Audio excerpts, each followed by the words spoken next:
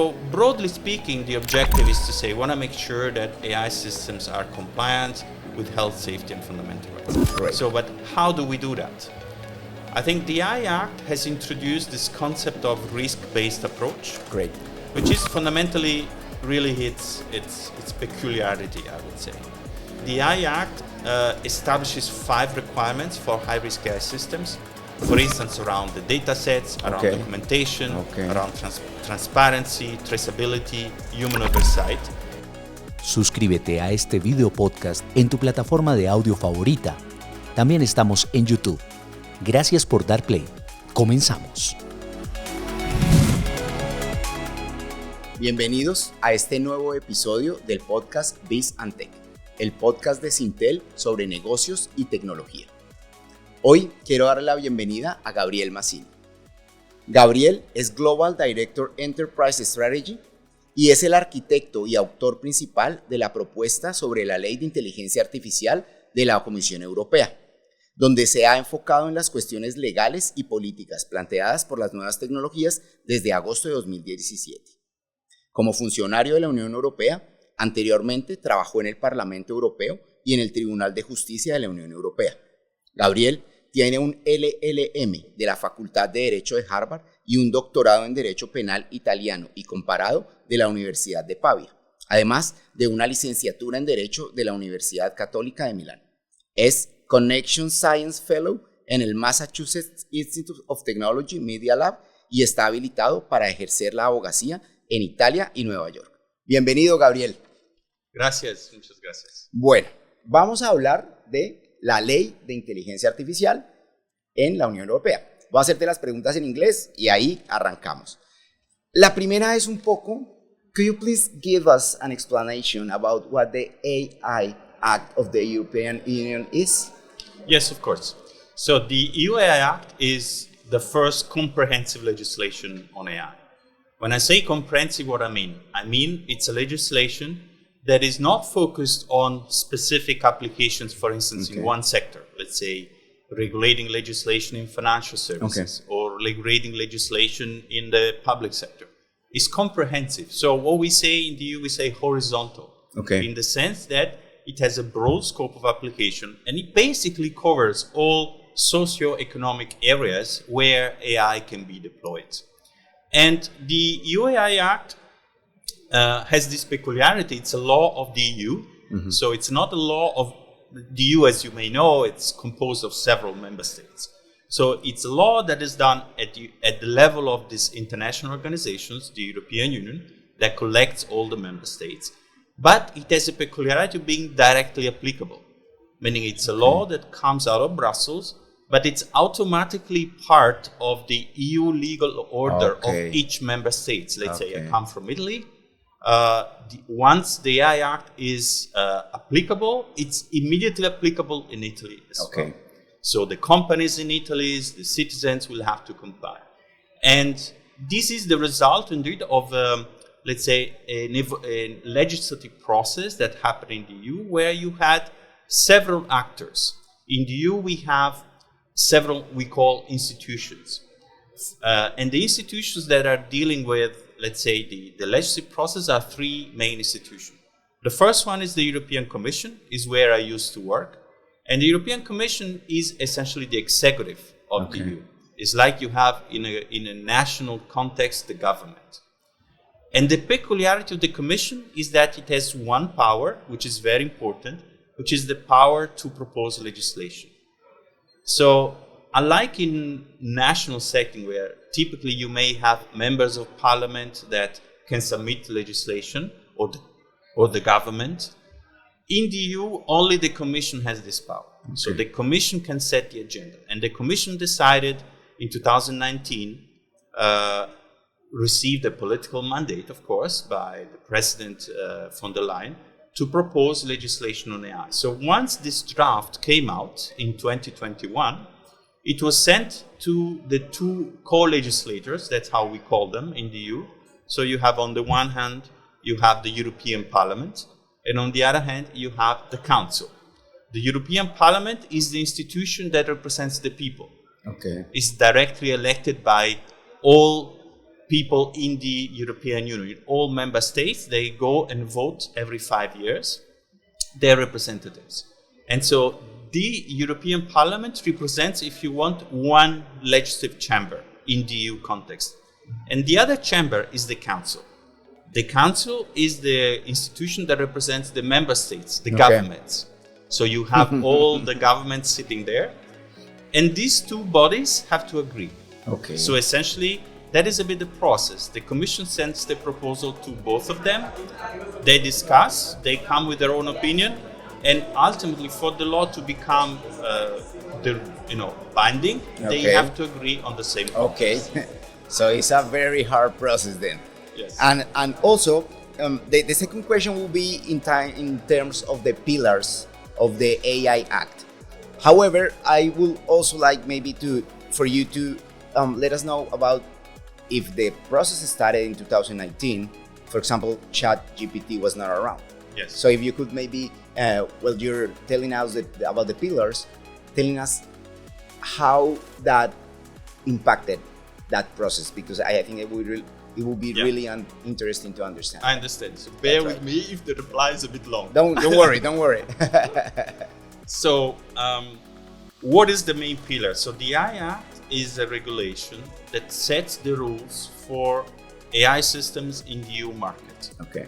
So we call this product legislation, in the sense that the AI Act classifies AI systems as a product. Okay.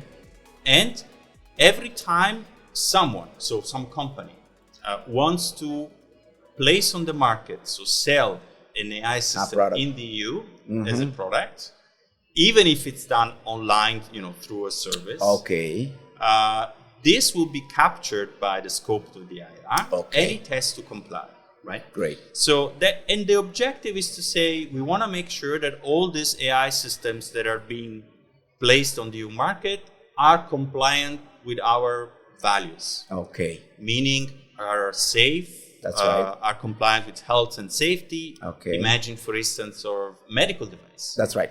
That has to be used to determine what kind of disease a patient has, or what kind of treatment the patient should undergo. So we want to make sure that the AI system that makes that prediction is safe. Complies with that.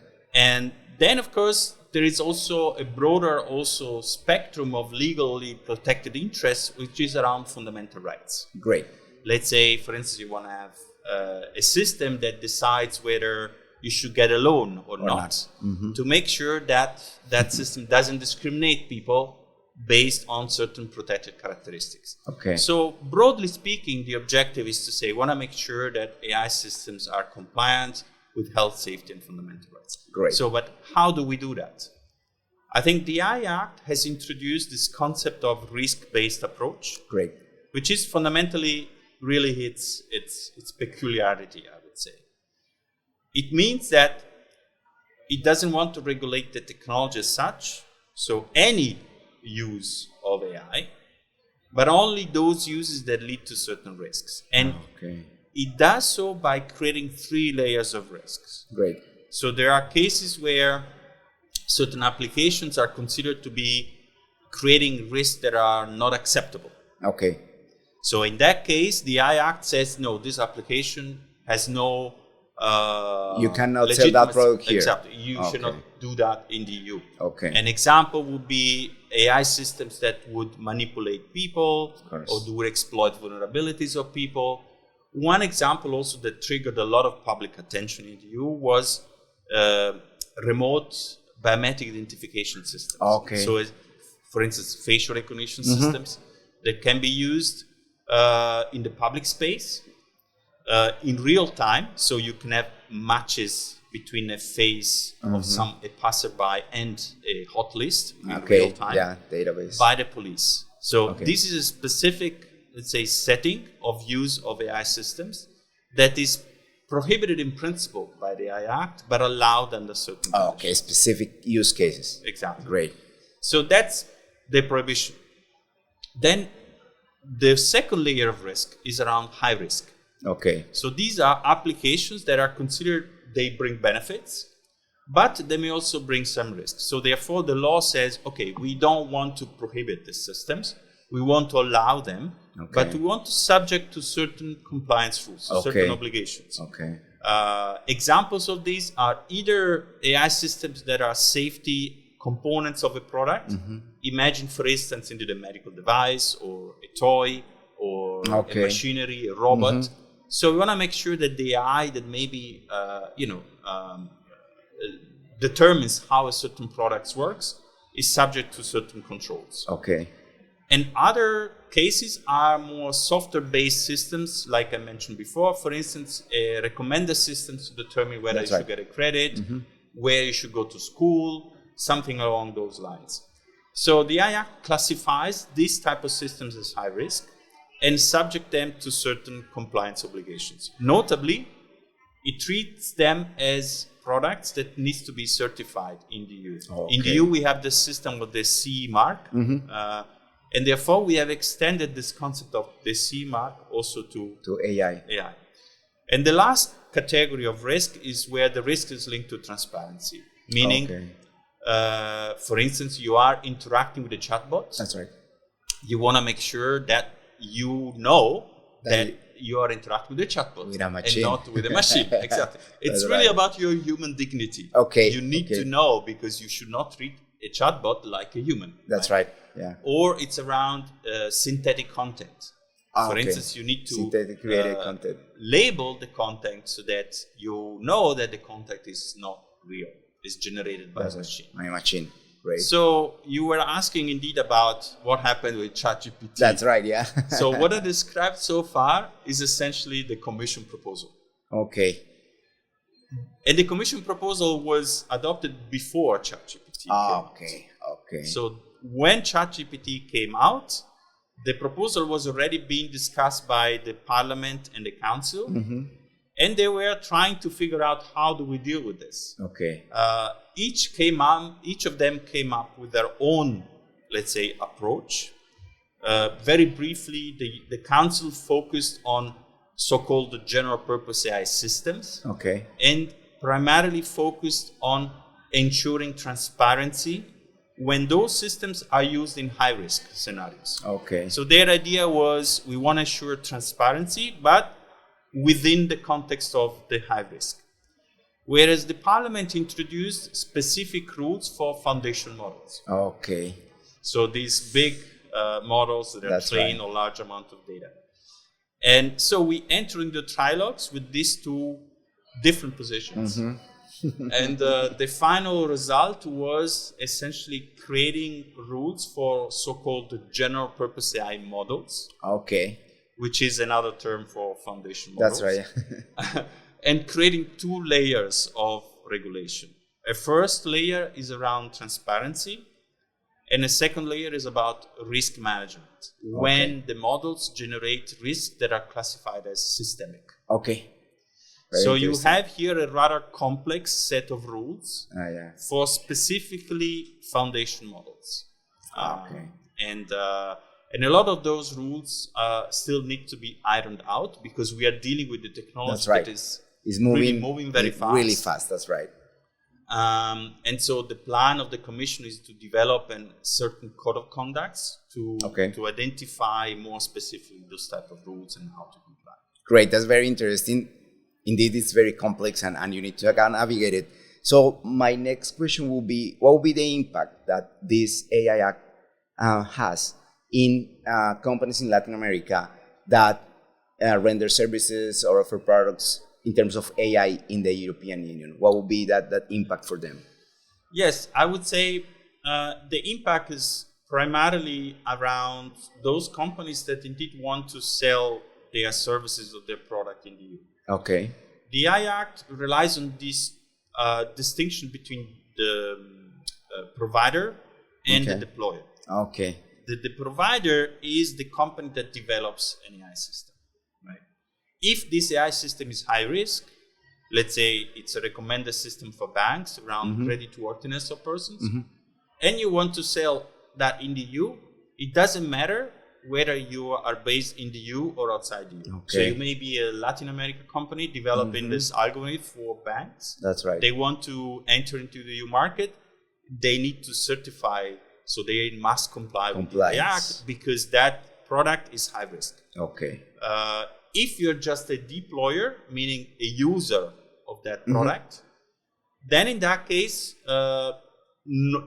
basically the rules only apply to the deployers that are based in the EU. Oh, great. But primarily, so foreign companies are affected if they want to sell in the EU. In the EU. Okay, great. That's very good and very interesting because many companies could think as Europe as market, and you need to be compliant with this interesting law. And then, what would be the recommendations that you can give to Latin American companies that want to facilitate their compliance with the AI Act? Yeah, I mean, of course, the first recommendation is really familiarize yourself with the AI Act. That's really the bottom line. I know it's a complex piece of legislation, but it's inevitable. So you need to know whether your product that you want to sell in the EU, for instance, is high risk or not. Of course, yeah. So that's the main point, because of course the highest compliance burden in the AI Act is for high risk. For high risk. So if you want to sell a product that is not high risk, you may have, of course, to check that the product is not prohibited, that may be subject to transparency obligations, but these are rather, relatively light in terms of compliance. Of course, if it's prohibited, it's prohibited. That's right. Cannot do. That's right. If it's about transparency, you just have to inform. Okay. So you don't have to create a whole compliance structure. Okay. Right? Okay. But if it's high risk, then you need to be mindful of that compliance obligations, and you need to be mindful that the AI Act establishes 5 requirements for high risk AI systems. For instance, around the data sets, around documentation, around transparency, traceability, human oversight. But those requirements are rather high level in the AI Act, because the AI Act relies on technical standards. So in the EU, we will develop harmonized standards. That's how they're called. So these are standards developed by the European standardization organizations. Some of them will probably take inspiration from international standards as well. So any company that wants a bit to get ahead of compliance will need to really understand the standardization process and see how standardization proceeds. Of course, it's also, standards are always voluntary, I have to say. That's right, Right? So it's always possible for companies to say, well, I have my own technical specifications. So I know this subject matter so well, and I want to develop my own state of the art. That's right. So to say whether, for instance, there is an adequate level of cybersecurity, right, or robustness.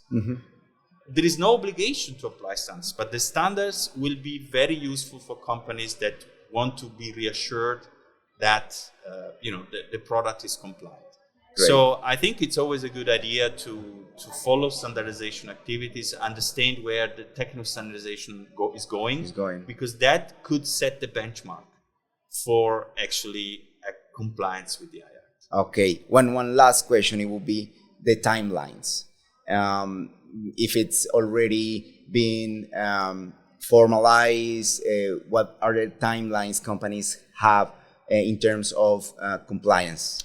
Yes, so the AI Act has decided to introduce a phased, let's say, enter into application of the provisions. Yes.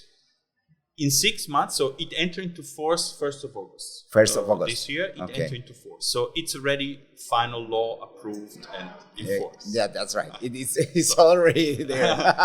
But it's not yet applicable in its entirety. So, very and the application depends on different timelines. So in 6 months, we are going to have the entry into application of the rules on prohibitions. So right now, for instance, the prohibitions are yet not enforced. But of course, no one will want to put in place a prohibited AI in 6 months. But even for the prohibition, we're going to have 6 months. Then in 12 months, we're going to have the new rules around general purpose AI models. These new rules that were added. That's right, after ChatGPT. These enter into force after 12 months from the 1st of August this year.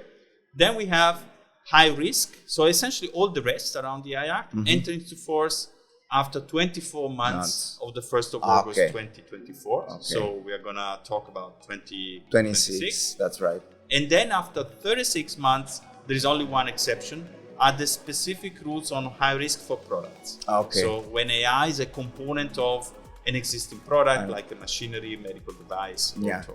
Okay, great. Gabriele, thank you very much for your time. It's been a very good space to talk about this AI Act, and we are talking all day about AI, so we need to understand this and what's going on with the legislation, and the UA has been very proactive in giving this act. So thank you very much for your time, for your answers. It's been really helpful and richness. Thank you very much. Thank you for having me. Okay, thank you. Los negocios comienzan cuando conectamos. En el diálogo fluyen las ideas que son la fuente de toda innovación. Y cuando la decisión está tomada, tu liderazgo fija una dirección para tu equipo, una visión, la experiencia y las voces que inspiran la transformación digital. CINTEL Biz Tech, el podcast de negocios y tecnología, con las innovaciones y tendencias para los líderes empresariales de América Latina. Una presentación de CINTEL.